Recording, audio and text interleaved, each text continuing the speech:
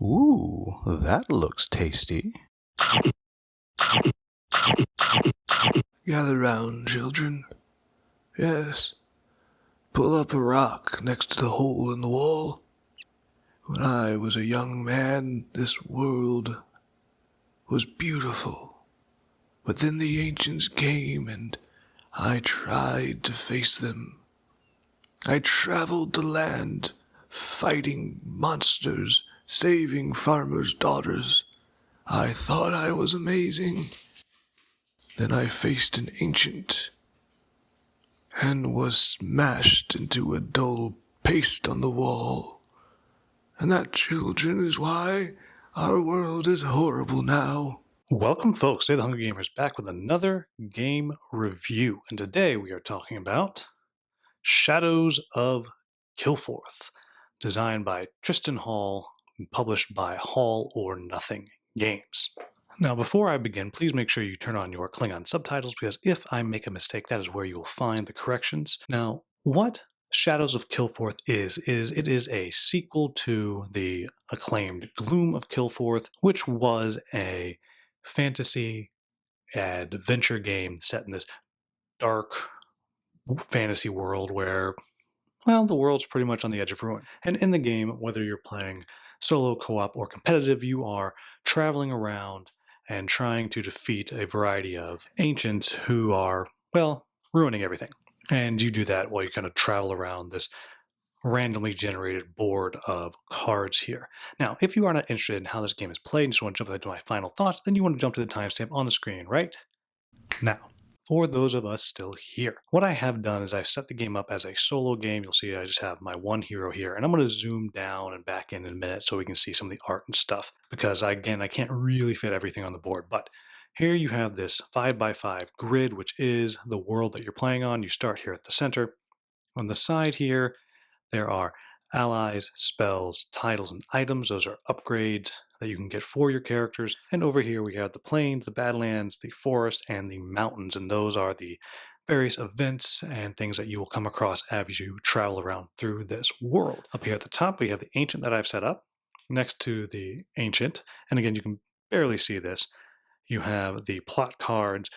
And the plot cards are cards that, as different regions fall into gloom, meaning they flip over, and if you end your turn on there, you'll take damage of some sort. As various regions fall into gloom, for this particular ancient, every time a Badlands falls into gloom, you'll flip out one of these plot cards here, make the end game harder or easier depending on whether or not you've dealt with this card or not. Then over here we have the knight, which kind of acts as the timer for the game. Every turn you'll flip one of those over and it will tell you which region out here falls into gloom, which I've already mentioned, means you flip the card over and it's now dangerous to end your turn there. Right, so let's talk a bit about how the game is going to work. When you start the game, you are going to pick two things. You are going to pick your race, and each race will come with its own set of baseline stats. You have your combat, your magic, your sneak, and your diplomacy. And each one does have its own special ability. And then you're also able to choose whether you are a male or a female. And then you will pick your class. And you'll see right there, and again, they give bonuses to your stats. And I'll just say now that each one of these numbers represents how many dice you're going to roll if you're doing a check that requires that stat. So right now, if I had to do a combat check, I would be rolling 1 6-sided die. But if I was doing a magic check, I would be rolling 4 6-sided dice. And more on that later. Then you're going to wind up getting your standee. Mine's laying down for the purpose of this shot that I have here. And I will note that the standees are based off of your class, not off of your race. So you are whatever it is that your class is. The next thing you're going to do is you're going to pick what quest you're going to go on. So in this case, I've grabbed the Farmer's Daughter quest here. And it'll go through 4 chapters. And at the end of the 4 chapters, you'll get some kind of bonus. And then you will be able to actually fight the ancient that you have chosen to fight for this particular quest. You're going to win the game if you kill the ancient. If the ancient kills you or the whole world falls into gloom, you are done. Now, these various quests here, the way that you're going to complete them is Well, one, you're going to do an action. I'll talk about the actions in a little bit. But in order to complete it, you're going to have cards that have these keywords on them. And then when it comes time, you're either going to literally discard the card with that keyword on it, or if it's an item that you have out in front of you, you just get to use it. And you'll notice that in a 1 to 2 player game, what you need is different than in a larger game. And then the last thing that you're going to do is you're going to get to pick a class ability that you start with. You'll see these ones up here. Every time you level up, you will get 2 new abilities that you're able to choose from, and these are based on your class. This Chevalier happens to be a class that is considered a pious class, and so I would be choosing from this pious deck. So at the end of the game, you will have 4 different abilities, and you get to choose really based on your particular play style and how you want your character to work. Now, when it comes time to take your turn, you will get 1 action for every health point that you have. So at the start of the game, you wind up with 3 actions that you are able to take. As you level up and you wind up getting more and more health points, you also wind up with more actions that you're able to take. However, if you wind up getting hurt and you lose health, you also lose an action to go along with it. And just in case it was not clear, every single time you complete a chapter of your story, then you get another health point and another ability. Now, the actions that you can take are as follows. You can do a move, which means you move to another tile, and when you get to another tile, you look at the symbol on it, and that tells you what type of event you will reveal. So in this case, I'm on a forest tile, so I would flip over one of these forest cards, and you'll see I revealed this gardener character. Now, I talked about the keywords, and now you can see that this has the keyword of forest, noble, and stranger. So if I can wind up getting that card into my hand, I will have access to those keywords. And so another action that you can take is you can encounter something. So this card would just live right here on top of this location. Now, it is possible that I could use my sneak ability, and you'll see there's that 3 on sneak if I wanted to sneak away and not deal with this gardener should it become hostile to me. Now, if I want to encounter it, I have a choice. I could just attack it if I wanted and fight him, or I could try to use diplomacy. Now, if you recall, I had at the start a 3 diplomacy and only a 1 combat. So I'm going to try to use diplomacy, and I will say that all of your checks are going to work out just like this. So I have my 3 dice. I would simply roll my 3 dice, and it would cost me an action to do this, as I've already said, and every 5 or 6 that I get is a success. So I actually got 3 successes. I only needed 2.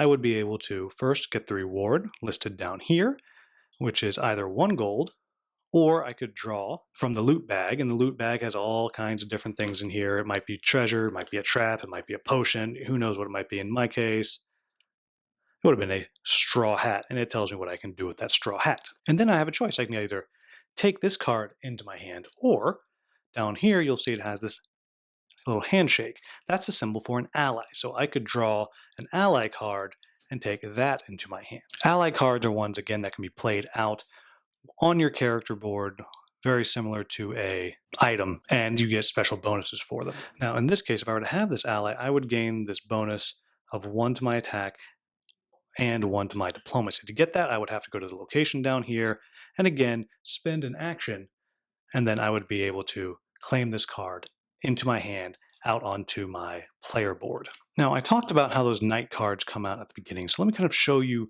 how those might work, and I'll also be able to show you how combat works as well at the same time. So let's say my knight card that I pulled was this one right here, this horrendous monster. The first thing that would happen is the celestial tree location, which is right here, would fall into gloom, so it would flip over, and I've already talked about how you get hurt if you end a turn there. And then this particular monster would be at the fallen region of the celestial tree. And as I mentioned at the beginning, if there was a Badlands location that was flipping over, then I would put out one of these plot cards, and again, it would tell me where it goes and what goes on and what happened in the final fight. Then, in order to defeat this monster, I would have to go to the region, and I would have to encounter it. Now, the thing is, if you encounter a monster, it's going to get the jump on you, and it's going to get a bonus in the attack round, unless you have used one of your actions here to become hidden. If you are hidden, then you get the jump on the monster. Now, the way combat works is, it's very simple. You just roll your attack dice. against what you're facing. And again, you are looking for your 5s and your 6s. In this case, I got no successes. So let's just say I got 2 successes there. I would mark that this foe has 2 damage on it, and then it would get to attack me with 4 dice.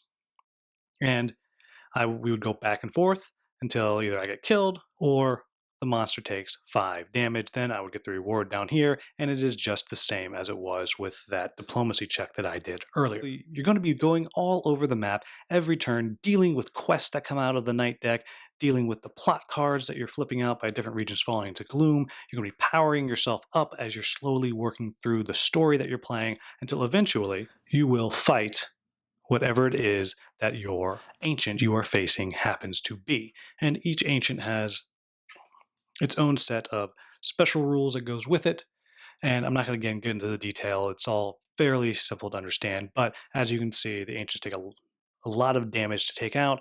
And when you face the ancients, either kill or be killed. At least when you're playing in the solo game, which is mostly what I play with this one. So that is the broad overview of how this game works. So what do I like about this game? Well, the first thing I'll say is I do think that the art, and this was really the biggest compliment that the original game got, is the art really is just spectacular when you're looking at it. It just is stunning to look at all around. I mean, there really are works of art on these cards. The game really does look gorgeous. You can sit and flip out cards and stop and just look at them for a little bit. And they're just, it's great. The artwork is wonderful. I also appreciate the relative ease of setting this game up. Yes, there's a lot of cards, but once you've organized it, you just throw out the 4 decks, make your few choices you have to make to start, and then shuffle these and put them out. And I like that. I also like that it doesn't take up a ton of space. It's not a small game, but it's not huge either. I also appreciate that once you have figured out how it works, the game goes very quickly and very smoothly. It does take a little bit to kind of figure out the keyword system and some of the order of the turns, but that's really because, to me, it's a pretty unique system. Gloom of Kilforth is the only other game that I've played that operates and uses the keywords in this way. I'm sure there's others, but this is the only one that I know about, and so I really think that's cool. It's cool to me to play a game that feels like there's not something else like it out there. I also really appreciate how you can differentiate your characters as you go, and I mean that beyond the picking of your class and your race. Just even within your class, all these different abilities that you are able to use really change how you play the game. There are so many. This is just the items that you can find, and each of these items does something so completely different and gives you different boosts, different buffs. Same thing with the titles. You can get a title for your character. You can get all kinds of spells that are out there that you can get, and you can really make your character whatever it is that you want it to be. And I really, really like that a ton. And the last thing I'll say is that even though there's not a ton of different stories and ancients for you to fight, though there are a significant number that come in the box, because of the way the board changes every time, and because of the way that the cards that come out as your possible items and titles and spells and allies are always so very different, what it does is it makes the stories very, very replayable, because even though it's the same skeleton of a story, it's going to play out differently. And I think that is just spectacular. So, what are my quibbles about the game? And I'll start with the one that's always controversial and people always get mad at me about, and that is going back to the art. Now, I have already praised the artwork, and I stand by that. It is very well done. However, there are a few cards that, to me, fall into that kind of 80s style, sexualized artwork that it takes me out of the game. Now, this one is a little bit of a spoiler. I will put on the screen where to skip ahead to if you don't want to see this card, this picture that is part of one of the stories. But for example, the farmer's daughter, when you finally find the farmer's daughter, and now this is a farmer's daughter that has been missing. it is a farmer's daughter. To me, that implies they're not particularly wealthy. They're means they're out working the fields and all those kinds of things. Yet this is the farmer's daughter, scantily clad, very clean, and extremely attractive as far as the person goes. And that just always takes me out of the game. And for example, here's another card that you might come across. And, again, this one less so, but you'll notice how it's very chest forward. And that does not say that it's always like that. Like you flip this card over right here and you'll see she's kicking butt. It's very clear that she is a warrior, and that's awesome. On this side, it's like, well, are you a warrior or are you a pinup model? And it always takes me out of it. Now, I've only shown these two female characters. That is not all there is. There are also several male characters that are drawn, which are a little pinup style as well. And that always just takes me a little bit out of the game. It takes me away from this one, this dark, this danger, this adventure, and it always pulls me out. Now, you are free to agree or disagree with me on that, and I will continue to point that out because I feel like the industry, we're trying to move on past that a little bit, though it does not take away from the overall magnificence of the art, because there's only a few cards that I feel are like that. The next thing that I'll say is the dice. Now, these are actually very nice six-sided dice, but one, there's not enough of them. It's very easy to get to where you're rolling more than 6. And so either you get more dice from somewhere else, which is just kind of a bummer, or you're rolling some then re-rolling. I wish that didn't have to be done. And the other thing is, and this is probably just a me thing, I wish they weren't D6s. I wish that they had like a hit and a blank or something on there, because to me, it's not exciting to me to roll dice and say, okay, fives and sixes I hit. 5, 6, oh, I hit 5 on 6. When I roll something like this, it just feels like a major bummer. If these dice had success symbols and miss symbols in the exact same ratios, there was 2 hits on the dice and then the rest were blank, it would feel more thematic to me. It would feel better to me. And this is a game that I feel like does a very good job with its theme, even down to the action points and how you lose them as you get hurt because you're tired and hurt. And all this theme is so well done, and then I roll these dice. Takes me out of it a little. And my only other quibble is related to another thing that I've already praised, how you can build your characters however you want. You can make this incredibly powerful wizard or this amazingly diplomatic character. But at the end of the game, you always have to be able to fight and outlast and beat down the ancient. You always have to fight. So while you can spend the whole game building up this character that talks his way through everything, come the end game, you're going to have to shift focus, get different things, different items, and so you can actually fight. And that's just a little bit of a bummer to me. Does it ruin the game? Absolutely not.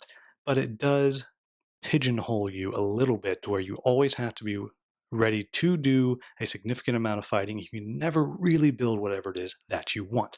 But that's it. I think Shadows of Kilforth, like its predecessor Gloom of Kilforth, is a unique, relatively quick, very good looking adventure game. And if you like dark fantasy and you like adventure games, then this really is one that you should look at. I will say that the game is very similar to Gloom of Kilforth. There are a few different things. There's some new mechanics that you can do with loot. There's this, you have to pick a faction at the beginning of the game, which I didn't mention, and depending on what faction you are, different things might come up that change what's going to happen. And all of that is good, but it does feel like a sequel to a game and a system that was already working.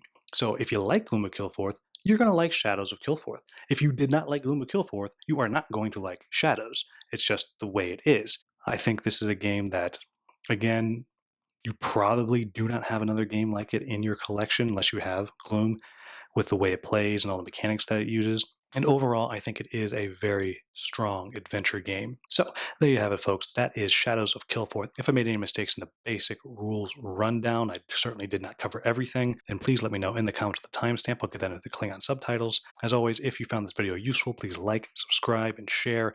Thank you so much for watching. Have a wonderful, wonderful day.